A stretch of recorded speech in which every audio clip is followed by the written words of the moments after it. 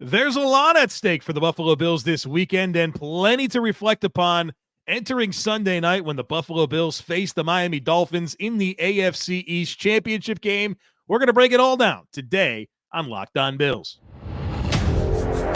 You are Locked On Bills, your daily Buffalo Bills podcast. Part of the Locked On Podcast Network, your team every day.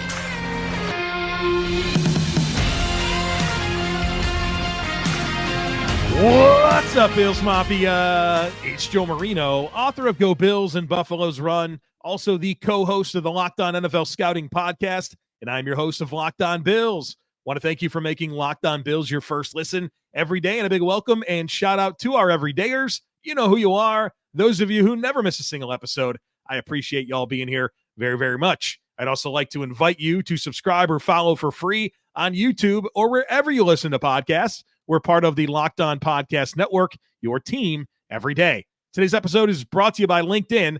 LinkedIn Jobs helps you find the qualified candidates that you want to talk to faster.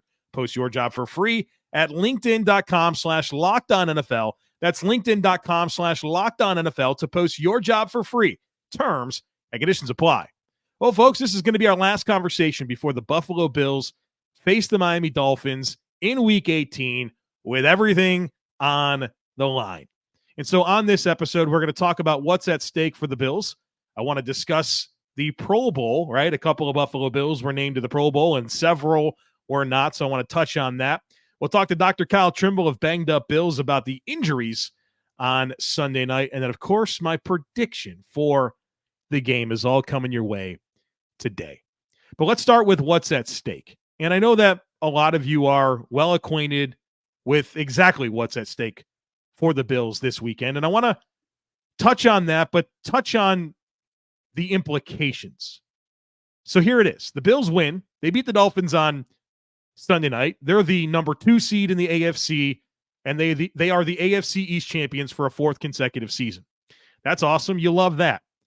Now, if the Bills lose, they will not be the 2 seed. They will either be the 6 seed, the 7 seed, or out of the playoffs. Now, they would only be out of the playoffs if the Bills lose and both Jacksonville beats Tennessee and Pittsburgh beats Baltimore.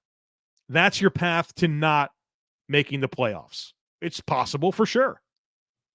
Now, obviously, getting in is the most important thing, and we'll know going into the game if the Bills lose to Miami, if they're still going to be in the playoffs, because the Ravens and the Steelers play on Saturday, and the Titans and the Jaguars play Sunday at 1 o'clock. So we'll know if that could be a consequence of losing the game.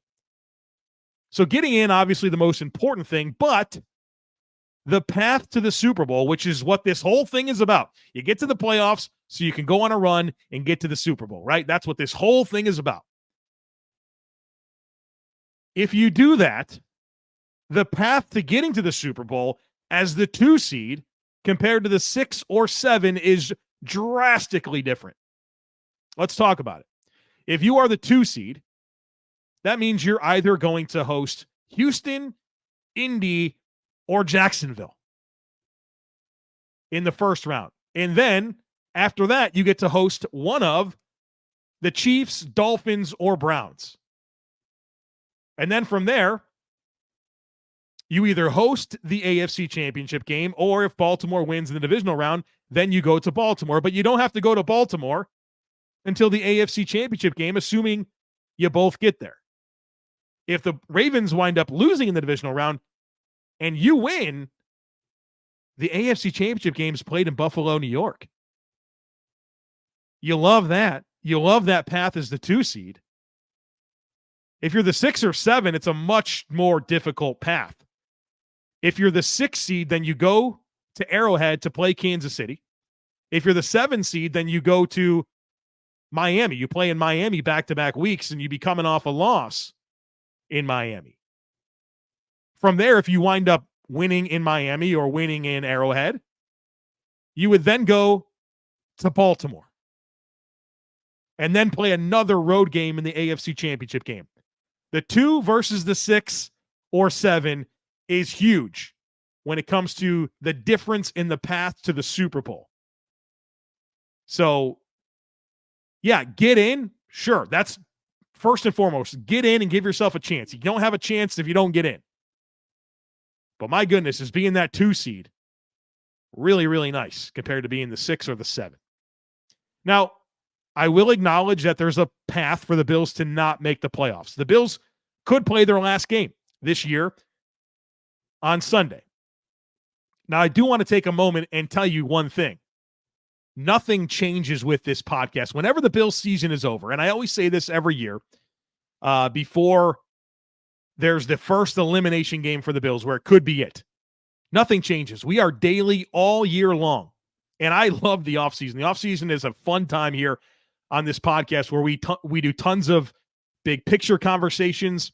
We do a lot of roster construction, a lot of evaluation. We do some nostalgic stuff. We do some roundtables. There's fun stuff that we do in the offseason. So make sure that we're a part of your plan even when the Bills aren't playing every single week. All right.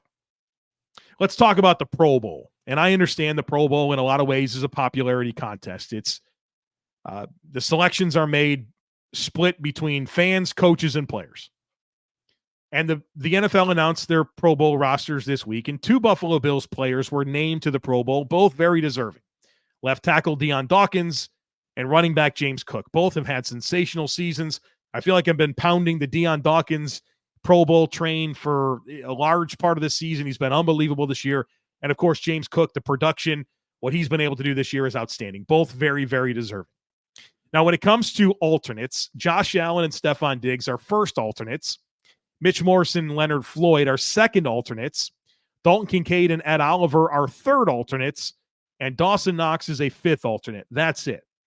Now, I want to reflect on some of this. First of all, the fact that Rasul Douglas and Terrel Bernard aren't even alternates is crazy to me. They absolutely deserve some recognition, and we'll talk about them in just a moment.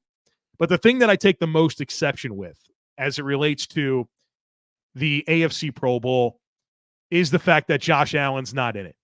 And no, Josh Allen didn't have his best season, but he still should have been a Pro Bowler over Patrick Mahomes, and it's not particularly close. Tua Tagovailoa and Lamar Jackson are your other 2 AFC quarterbacks, and both very deserving. Tua, statistically the best passer in the AFC, and Lamar Jackson, a dynamic player on the top team in the AFC this year. But Mahomes over Allen is completely insane to me. Completely insane. Josh Allen leads the NFL in touchdowns with 42. That seems important.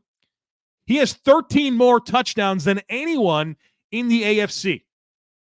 13 more than anyone in the AFC, not a Pro Bowler. He set the single season record for rushing touchdowns by a quarterback with 15. And compared to Patrick Mahomes, Josh has 15 more touchdowns, 15, 168 less yards, and 2 more turnovers than Patrick Mahomes. What are we doing here? You cannot possibly tell me that Patrick Mahomes this year is more deserving of the Pro Bowl than Josh Allen. Insane to me. And look, I don't get too much into the Pro Bowl, but where I can find myself willing to take exception is when a player gets in where a player underneath them is far more deserving. Like, I can sit and gripe about Ed Oliver. Ed Oliver deserved to be in the Pro Bowl, but can you really complain about the guys that made it above him? Like, that's what I'm talking about. Stefon Diggs, probably Pro Bowl caliber season. Who are you pulling out, right? I don't really have a great case. I have a great case for Josh Allen getting in over Patrick Mahomes. Now, Terrel Bernard, Rasul Douglas, not even alternates. That's crazy to me. Terrel Bernard had a historic season. The first player since 1991 to record 6 sacks, 3 interceptions, and 3 fumble recoveries in the same season. Just the 4th player since 1982 to have that type of season. Oh, by the way, he's the starting middle linebacker, the quarterback of the defense. That's number 4 in scoring in the NFL. Very deserving for at least an alternate job. I'm not asking to pull out Patrick Queen or Roquan Smith. I'm not asking for that. But an alternate, are we kidding? And then Rasul Douglas. Rasul Douglas doesn't get any recognition. If that guy's not a Pro Bowler, I don't know what a Pro Bowler is. Meanwhile, Jalen Ramsey, who missed 7 games. He missed 7 games. That's like almost half the games he missed. He's been great when he's been on the field, but he missed 7 games. He's an actual Pro Bowler. Rasul Douglas doesn't even get a spot as an alternate. Are we kidding here? Rasul Douglas has been unbelievable for the Buffalo Bills. Leads the NFL in takeaways since week 9 when he became a Buffalo Bill with 6. And he's been awesome. Since coming to the Bills in coverage, he's been targeted 36 times in 8 games, 36 times, giving up 19 catches for 210 yards, 1 touchdown, 4 interceptions, a sack, and, of course, the fumble recoveries. His average game allowed is 2.4 catches and 26.25 yards across 8 games. That can't be an alternate Pro Bowler at least, if not an actual Pro Bowler. Are we kidding here? Now, he was named AFC Defensive Player of the Week for his efforts against the New England Patriots. 3 passes defended, 2 interceptions, 1, of course, return for a touchdown. So that's obvious recognition, but the fact that he's not even an alternate is crazy, crazy, crazy to me. All right, folks, we're going to talk injuries and, of course, my prediction for Sunday night. All coming your way, so be sure to stick with us. But, folks, when you're hiring for your small business, you want to be certain that you have as many top-tier candidates available as possible to interview, and that's why you have to check out LinkedIn Jobs. LinkedIn Jobs has the tools to help you find the right professionals for your team faster and for free. LinkedIn isn't just another job board. LinkedIn has a vast network of more than 1 billion professionals, which makes it the best place to hire. And hiring's easy when you have that many quality candidates. So easy, in fact, that 86% of small businesses get a qualified candidate within 24 hours. LinkedIn knows that small businesses are wearing so many hats right now and might not have the time or resources to hire. Well, thankfully with LinkedIn, the process is intuitive, quick, and easy. And they even just launched a feature that helps you write job descriptions. So post your job for free at linkedin.com/LockedOnNFL. That's linkedin.com/LockedOnNFL to post your job for free. Terms and conditions apply. I'm joined now by Kyle Trimble. He's a doctor of physical therapy. He runs bangedupbills.com. You can follow him on Twitter at bangedupbills. He joins us each week to talk injuries ahead of the Bills game. And obviously we have a big one. Kyle, I've been calling this the AFC East Championship Game. And so we're going to need your best information this week. And we have to start with Josh Allen. He's going to play. We're not concerned there. He has no game day designation, but we are concerned because we saw him not only hit his finger on the helmet of a Patriots player, but that last play where he, got that game sealing first down, had a shoulder deal. It's affecting his neck. What do we need to know this time about Josh Allen? He's going to be okay. That's the biggest thing. Everybody's worried about that. Looking back at the chronological aspect of the injuries, he suffered a right middle finger injury. Specifically, he injured the proximal interphalangeal joint on his middle finger when he had the follow through on the throw with like 17 seconds left in the first quarter. It's just something he couldn't have prevented. The linebacker was coming in, and that arm just followed through and clipped the helmet. You could see some swelling on the finger, and he was kind of shaking it out throughout the remainder of the game, and he even said that he didn't have a great touch on the football. That would explain why. Just because if your finger's swollen up, you don't have as much range of motion in there. That ties into the next thing where at that game-sealing first down, he made that collision and suffered the stinger. Now, I thought at the point when he suffered the stinger happened on the right side because he was shaking out those fingers, but the team was assessing the left shoulder. So he suffered the stinger in the left shoulder. He states he had never had a stinger before. That's why it felt funny, but he's okay. We've seen stingers historically been okay, with the exception of Micah Hyde, like we talked about this year, but there's no issues with the stinger, especially that being the left shoulder. And then the right finger, considering it's a middle finger, I'm not too concerned about grip. It might affect him a little bit, but we've seen him play through worse, and I think he'll be fine given a week off with all the rehab and all the things he has disposable to him. I hear you saying he's going to be fine. I get that. He's going to play. But like, what are the challenges that he's facing? Is there going to be pain? Is there anything mechanically that might have to be different because of these new injuries? Not from the stinger standpoint. He'll be fine. He might be a little adverse to maybe taking a hit or maybe lead with, he wouldn't want to lead with his right shoulder because it's throwing shoulder, but I don't think he's going to avoid hits altogether. But going back to the grip with the football, he might just have some difficulty if he takes another hit to the area because, he's getting tackled, he's getting hit.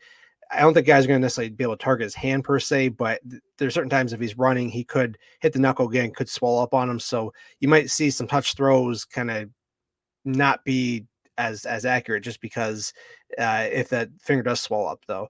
I don't know that they tape it up or anything like that. That would restrict the range of motion even more, but it just, if it gets hit again, but like I said, I'm sure they're doing everything they can to get their swelling out of there, keep the range of motion, and just try to make sure he gets to their game without taking further hits.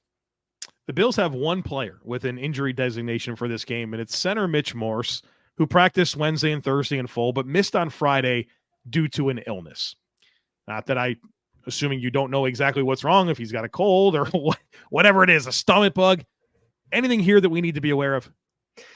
I've been tracking injuries since 2017.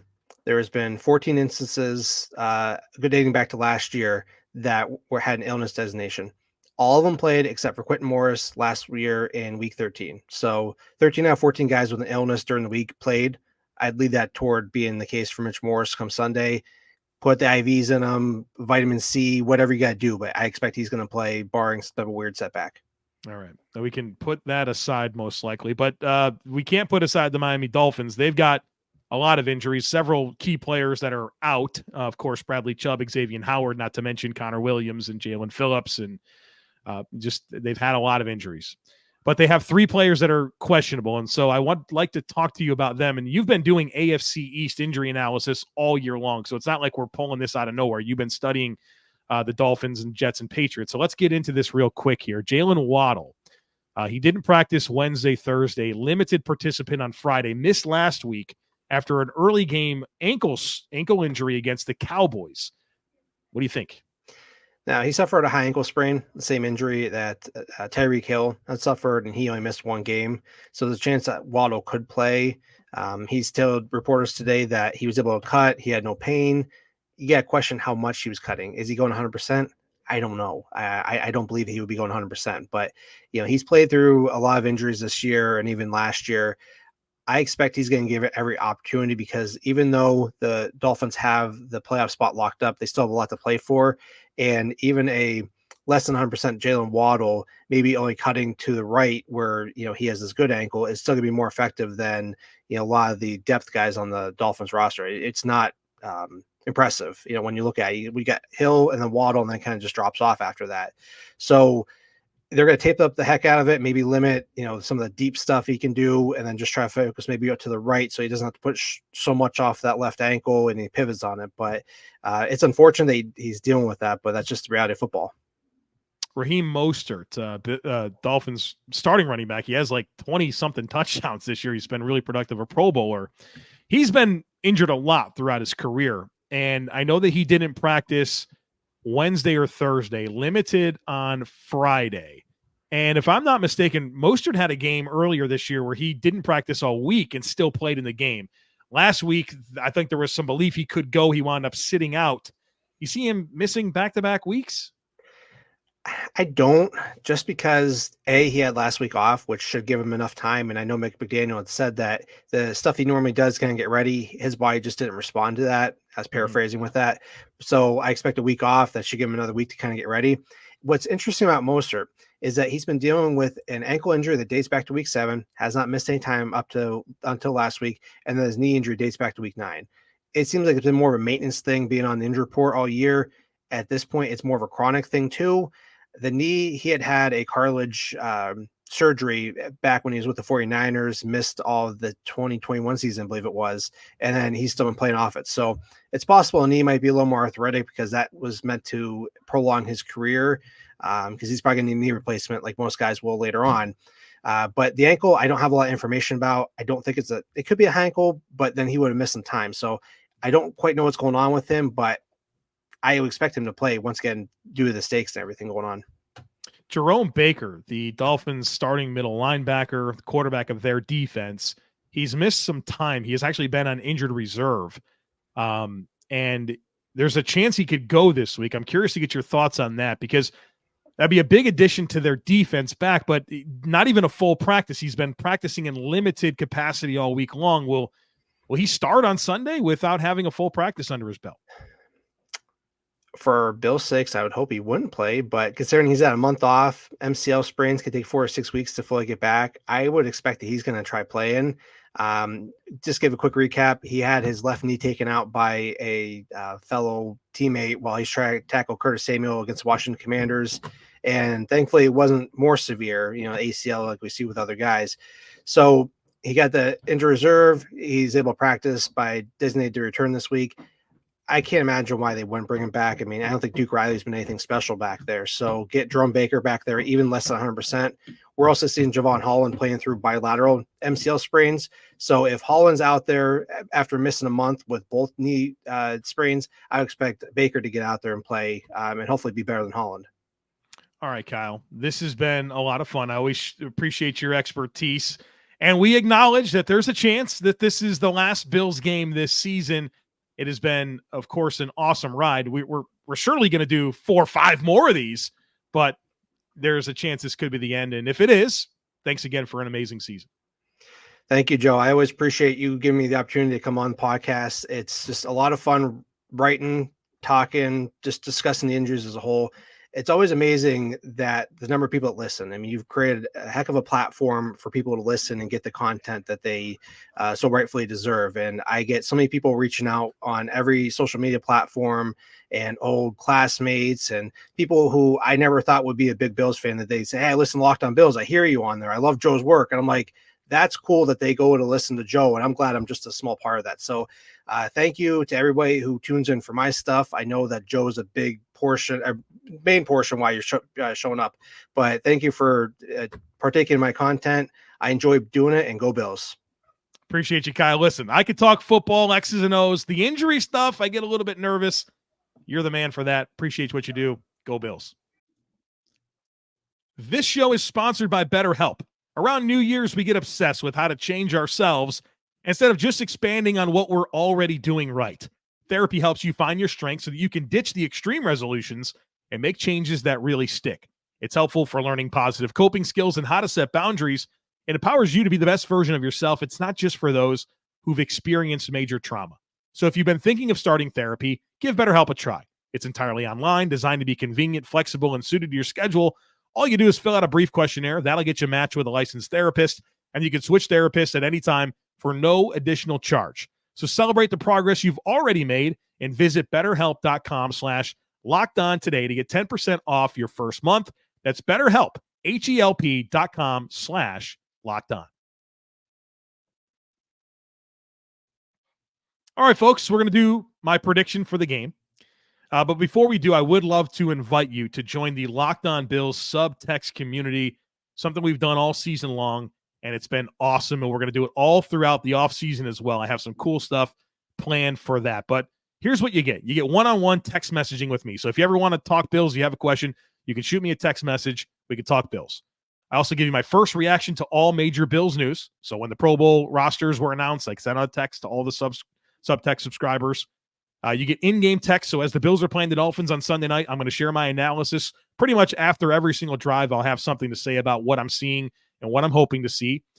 You also get access to our Discord channel, free access to our Discord channel. It's a bonus for signing up to the subtext, where we got hundreds of Bills fans in there. We talk Bills, Sabres, life, all kinds of fun stuff. And it also has the film clips channel, where as I do my all 22 review film studies, I share clips in there where I'll do voiceover commentary on 20, 30, 40 clips from the game that I share in there. So you want to be part of that as well. So check it out. Join it. It's in the show notes. If you want to join, there's a link in today's show notes that you can click on and join. And then also, I know that subtext is not available to the international listeners, but I've made the Discord available to our international listeners, or really anybody that wants to be part of the Discord but it's not really interested in subtext. If you want that, shoot me an email, joemarino65@gmail.com, and I'll send you the information to join the Discord. It's the same rate as the subtext, so check that out if you're interested. We're having fun. Would love for you to be a part of that. Now, I want to give you a prediction on this game, and I want to do this a little bit differently. Normally, I'll give you 5 predictions for how I see it going. But today, I want to just kind of talk about how I see it going and let you know if I think the Bills are going to win.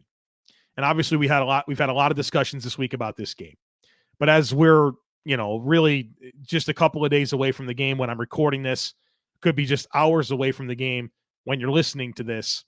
There's some things that really stand out to me about this game against the Miami Dolphins. And I'll take you on a little bit of a journey here, and then I'll finish with my prediction. Defensively, the Bills against Miami, I feel as good as I can about that opportunity.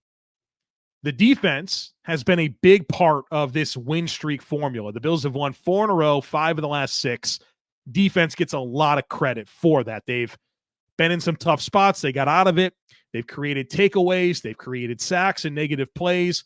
And they've had 3 opportunities in the last 4 games to face a team on the last drive of the game where they could take the lead, and the Bills defense held firm all 3 times. I'm really satisfied. They're mostly healthy. I know that they don't have Tre'Davious White, but we could probably look at Rasul Douglas and say, you know what, that's probably an upgrade. And they don't have Matt Milano, and obviously that sucks. And Matt Milano was a big part of the Week 4 success that the Bills had against the Miami Dolphins. I'm not minimizing that. And Tyrel Dodson against Miami is not nearly the same type of factor as a Matt Milano. But for the most part, they are healthy. Daquan Jones is back, and really everybody but Matt Milano and Trey White asterisk, because you have Rasul Douglas, is available for this game. You feel good about that against a shorthanded and banged up Dolphins offense. Tua's got his own shoulder thing that he's playing through, and he's got his own hand thing that he's playing through as well, where he hit his hand on the helmet of a player last week as well. And all of that came really at the end of the game. They're not going to have their starting center. They're not going to have their starting left guard. Their starting right guard's going to play hurt. Teron Armstead's always playing hurt. Jaylen Waddle, we'll see. If he plays, he's going to be 2 weeks removed from a high ankle sprain. Raheem Mostert, we'll see. He'll be playing through injury. Devon Achane playing through injury. You have to feel somewhat good about where your health stands defensively versus a banged up Miami Dolphins offense. So the Dolphins are going to get yards. They're probably going to score a little bit, right? That's part of the deal. It's the number 1 scoring team in the NFL for a reason. They're dynamic. They have speed. Even with the injuries, they have speed. And they're really creative with scheme. They are a motion, speed, leverage, shift offense. It's tough to deal with. Now, fortunately for the Bills, they've had a lot of opportunity to play it. That helps them. Offensively, I believe a lot in the Bills' run game. And the Dolphins have been good on defense, defending the run. But I think the Bills' run scheme is pretty unique. And last week I talked about how successful the Patriots' run defense has been this season. And I predicted the Bills to have a good game against New England, and that happened, running the ball. The only thing that was missing running the ball against New England was the explosive runs. But I think there's such a unique element to the way that the Bills run the ball with their tackle wrap play, where they pull that backside tackle and make them play side and introduce those extra gaps. That's tough to deal with. But then what makes that even better is the threat of zone read and Josh Allen pulling the ball and taking off, right? This puts a lot of stress on a defense. And then they're really versatile with how they run the ball. They've shown the ability to run crack toss and duo and inside zone. And they're very creative, and Ty Johnson's been a nice boost to it. I really like the Bills' run scheme. I have confidence in that. And I believe a lot in the opportunities that's going to be there for the Bills in the passing game. Now, we mentioned the shorthanded offense that Miami has. They're shorthanded on defense as well. They're not going to have Jalen Phillips and Bradley Chubb or Xavien Howard. Now, Jerome Baker's probably going to be back for this game, but it's his first game in a month. Zach Sealer's snaps have been coming down recently as he's kind of been banged up. Jevon Holland's only 1 game back from missing a fair amount of time with MCL sprains in both knees, right? They're banged up. So I like that opportunity. Now, the interior offensive line is going to be critical. Even Sealer and Wilkins, that's a stud pair of interior rushers. And I've talked at length about how I thought the interior offensive line was one of the biggest problems the Bills had last week against New England and their passing game, and it really took away some opportunities. So that's going to be really important. But the big message that I had coming out of that Patriots game in the All-22 review was that there were so many chances there. And whether it was protection, Josh made a wrong read, Josh missed a pass, receivers couldn't finish, it took away from great opportunities that existed in the passing game. But the most important thing is that the opportunities were there.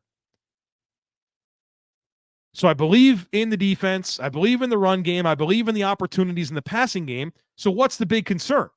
Candidly, my biggest concern is how Josh Allen is going to play. How is he going to attack Miami? He's had a ton of success against Miami. We'll get to that. But is he going to go out there and chase big plays down the field when they're playing with vertical leverage and conceding stuff underneath and force some throws and throw some picks? Is he going to chase the 3 touchdown passes to give him 30 on the season and become the second quarterback ever to have 30 touchdown passes and 10 rushing touchdowns in a season? I don't know.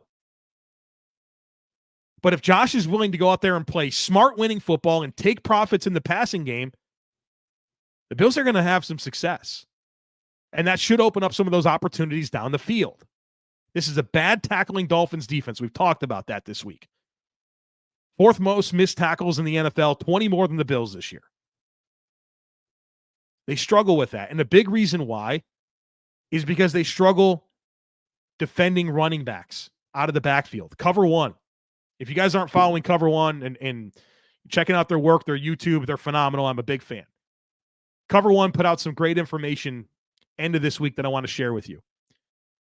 They shared this on Twitter. Dolphins defense versus running backs in the passing game. 78 attempts faced. That's the 3rd most in the NFL. 60 completions. That's the 6th most in the NFL. 6.9 yards per attempt, the 2nd highest in the NFL. And 12 explosive plays conceded. That's the 2nd most. Cover One also shared that the Dolphins defense facing a challenge when it comes to running backs in the passing game. They surrender a first down or touchdown 40% of the time when a pass is completed to a running back.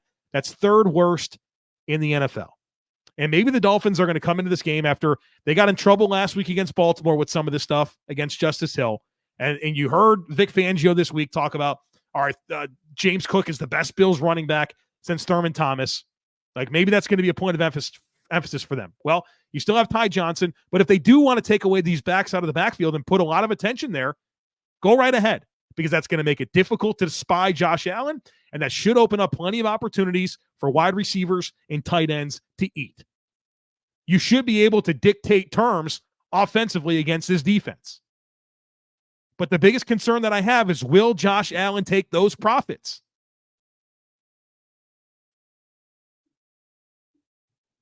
Josh Allen is not new to these types of stages, right? He's been in playoff games. He's been in elimination games. He's been in big moments throughout his entire NFL career. This is not a foreign stage to him, and he's obviously been very successful against Miami. 11 starts against Miami. The Bills won 9 of those games. 9-2 record against Miami. And we know all about the stats. They're unbelievable. 5 AFC Offensive Player of the Week honors against the Miami Dolphins.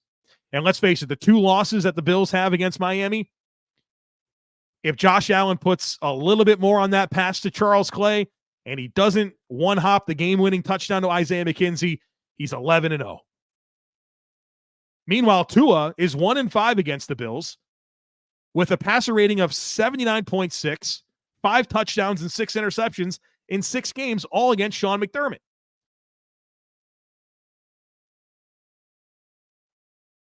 I got a little bit of a confidence about the Bills winning this game. Could I be wrong? For sure. I respect the Dolphins. I think they're a good football team. They're dangerous in so many different ways. But the circumstances of this game are really, really different for both teams. And you'd like to be able to look at the success that you've had against Miami and believe that it will continue on Sunday night in a big stage. But will Josh Allen play smart winning football? And here's the deal. Even if Josh Allen plays a dud of a game, which has happened this year. I look at the Jets game in week 1, the Patriots loss, the Broncos loss. In all 3 of those games, he still walked off the field with the lead before the defense gave it up on the last drive. So if my biggest question about this game is how Josh Allen's going to play, and he's played amazingly well against the Miami Dolphins this year, or throughout his career, and they're a battle-tested team that's been in these moments, that has met these moments, I'll take it. Put me down for a Bills win on Sunday Night Football and the 2 seed. And we're going to get ready next week for the Bills to host a playoff game and hopefully multiple playoff games. That's how I see this going down. Miami's a tough team. Their speed on offense, their scheme on offense, the talent they have on defense, it's really good. But unfortunately for them, they're just really banged up. They're really banged up. And I know nobody's going to send a card to the Dolphins and feel bad for them for their injuries, but man, that team that's going to take the field on Sunday is nothing like what Chris Greer and Mike McDaniel envisioned for it to be when they started the season because of how shorthanded they are and the guys that are trying to play hurt. And that's football, right? Again, nobody feels bad for them. Nobody cares about your problems in the NFL. But you got to take advantage of this opportunity if you're the Buffalo Bills. Put me down for a Bills win. All right, folks, that's going to do it for us here this week on the podcast. Looking forward to all the post-game coverage. It'll start on Bleacher Report. So right after Bills-Dolphins finishes, I'm going live on Bleacher Report. And then, of course, all of our post-game coverage. Join the Locked On Bills subtext community so you can get in on the Discord. We're going to spend all day Monday studying the tape and breaking it down from the Bills-Dolphins game. A lot coming your way. Don't miss anything. Would love it if you took a second to rate, review, share, and subscribe to the podcast. Enjoy your weekend. Go Bills. And I look forward to catching up with you again after the game.